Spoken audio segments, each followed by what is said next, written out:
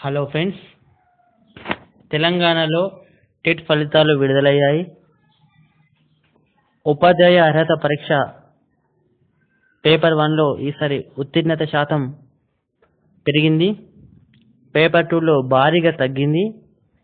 TET ఫలితాలను ఈ నెల 5వ తేదీన వెల్లడిస్తామని గతంలో ప్రకటించిన ఒకరోజు ముందుగానే పాఠశాల విద్యాశాఖ శుక్రవారం సాయంత్రం విడుదల చేయడం విశేషం. ఎన్సీఆర్టీ సంచాలకురాలు శేషకుమారి, అదనపు సంచాలకులు సత్యనారాయణ రెడ్డి, కృష్ణారావు, బాలయ్య తదితరులతో కలిసి విద్యాశాఖ కమిషనర్ జి. కిషన్ ఫలితాల సీడీని విడుదల చేశారు.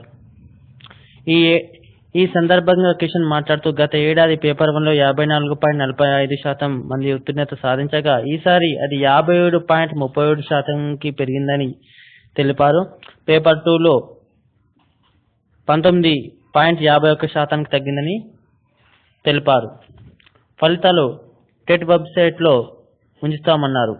ఈసారి జాగ్రత్తగా చెప్పిన అభ్యర్థులు ఓఎంఆర్ పత్రంలో చేసిన పొరపాట్ల వల్ల 1632 మంది ఫలితాలు విత్ హెల్డ్లో పెట్టమని తెలిపారు.